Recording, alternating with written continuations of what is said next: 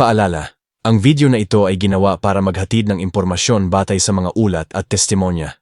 Wala itong layunin na manira, kundi magmulat at magbigay kamalayan.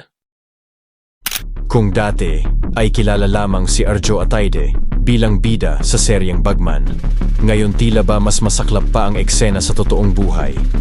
Sa teleserye, ginampanan niya ang papel ng isang ordinaryong barbero na napasok sa mundo ng politika at korupsyon. Ngunit ngayong mga araw na ito, lumalabas sa mga ulat at investigasyon na mismong pangalan ni Congressman Arjo Atayde ang nadadawit sa usapin ng anomalya sa flood control projects ng DPWH.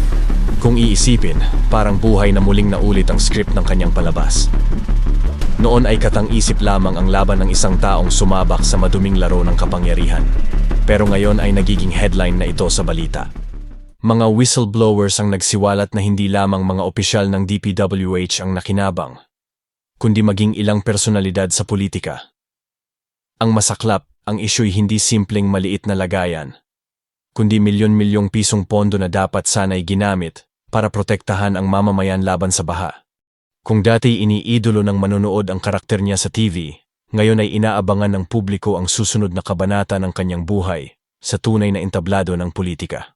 Muling binanggit ang pangalang ito sa isang mainit na hearing matapos pangalanan ng mga whistleblowers na sina Sara at Pacifico Diskaya. Ayon sa kanilang pahayag, bukod sa ilang politiko at opisyal ng DPWH, kabilang daw si Arjo Atayde sa mga nakatanggap ng 25% na kickback mula sa mga flood control projects na pinunduhan ng gobyerno. Matapos naming manalo sa mga bidding, may mga opisyal mula sa DPWH ang lumalapit sa amin para humingi at kumuha ng bahagi niya sa halaga ng proyekto. Ilan sa kanila ay sina Kong Juan Carlos Arjo Atayde of Quezon City. Hindi biro ang usaping ito dahil kung totoo, bilyon-bilyong pondo ng bayan para sana sa mga proyektong magpoprotekta sa ating mga kababayan laban sa baha ay nauuwi lang sa bulsa ng iilan. At may isa pang nakakagulat na ulat, na gusto raw ng pamilya Diskaya na mabawi ang tinatayang 60 milyon na umano'y naibulsa ni Atayde mula sa mga proyekto. Pero mabilis itong itinanggi ng kongresista. Sa kanyang social media post, iginiit niya na wala siyang kinalaman dito. Hindi raw niya kailanman nakatrabaho ang mga Diskaya at wala raw siyang intensyon na gamitin ang kanyang posisyon para sa pansariling kapakinabangan. Idiniin pa niya na gagawin niya ang lahat para linisin ang kanyang pangalan. At sa huli, tila nagbabala pa siya na pagbabayarin niya ang mga nagpapakalat ng maling impormasyon laban sa kanya.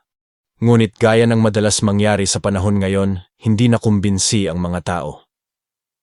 Sa halip na matahimik ang issue, mas lalo pa itong lumaki. Sa internet, lalo na sa Reddit, agad na nagsimula ang tinatawag na digital investigation. Katulad ng nangyari sa mga Napo Babies, walang sinayang na oras ang netizens sa paghalukay ng mga lumang litrato, video, at mga post ng pamilya Atayde. At dito nagsimulang mabunyag ang iba't ibang ebidensya ng kanilang marangyang pamumuhay. May lumabas na video ng kanilang beachfront property na ipinakita mismo ni Sylvia Sanchez, ina ni Arjo. Makikita rin doon ang kanilang mga mamahaling laruan, gaya ng yate at jet ski. Sa ibang panayam, lumabas din ang kanilang malalaking bahay, hindi lang sa Pilipinas, kundi pati sa ibang bansa. Pero ang video na lalong nagpainit ng ulo ng publiko ay galing mismo sa kapatid ni Arjo na si Jella. Sa nasabing video, ipinakita nito ang kanilang bahay at makikitang sumakay pa siya ng helicopter para makarating lang doon. Para sa marami, ito ang naging hudyat ng tanong, saan nanggaling ang ganitong kayamanan? Kung ang kapatid ni Arjo ay nagsisimula pa lamang sa showbiz, hindi pa sikat, at maliit ang talent fee, paano ito nakakapagpakita ng sobrang marangyang pamumuhay? Dito na pumasok si Jella para ipagtanggol ang kanilang pamilya. Matapang niyang sinabi na ang kanyang kuya ay pumasok sa politika para maglingkod at hindi magnakaw. Ipinaliwanag pa niya na bilang congressman, trabaho ng kanyang kuya ang magpasa ng batas, ayusin ang sistema sa distrito, at siguraduhin na ang buwis ng bayan ay napupunta sa tamang proyekto. Dagdag pa niya, walang masama sa pagbibiyahe ng kanyang kuya dahil sariling pera raw nila ang kanilang ginagastos. Pero kahit anong depensa ang gawin ng pamilya, hindi kumbinsido ang publiko. Sa halip, mas dumami pa ang kritisismo. Lalo pang nag-init ang usapin ng may ilang artista ang nagsabing sina Sylvia at Jella daw ang pinakagalante sa industriya. Para sa mga netizens, ito'y patunay lang na sobra ang yaman ng pamilya, na para bang hindi na akma sa kanilang mga trabaho. Nagsalita rin ang asawa ni Arjo. Mariin nitong sinabi na walang basehan ang mga akusasyon at nakiusap siya na tigilan na ang pambabatikos. Ngunit imbes na humupa, mas dumami pa ang batikos ng publiko. Maging ang relasyon ni na Arjo at Maine Mendoza ay nadamay din. Ang kanilang proposal video, ang kanilang kasal, at maging ang kanilang mga travel posts ay inulan ng pangungutya. May ilan pang nagsabing baka pera ng bayan ang ginamit sa mga ingranding gastusin. Dagdag pa rito, napansin ng netizens na matapos pangalanan si Arjo ng mga diskaya, tila nilinis ng kanyang PR team ang kanyang social media accounts. Pero bago pa man ito mabura, nakita na ng netizens ang sunod-sunod na biyahe ng mag-asawa sa iba't ibang bansa, mula Japan, Greece, Switzerland, hanggang sa iba pang destinasyon. At dito mas lalong umigting ang galit ng mga tao. Dahil habang ang kanilang distrito ay lumulubog sa baha, partikular na ang Barangay Santo Domingo at Ennis Amoranto noong Hulyo 2024, ang kanilang kongresista ay abala sa paglalakbay sa ibang bansa.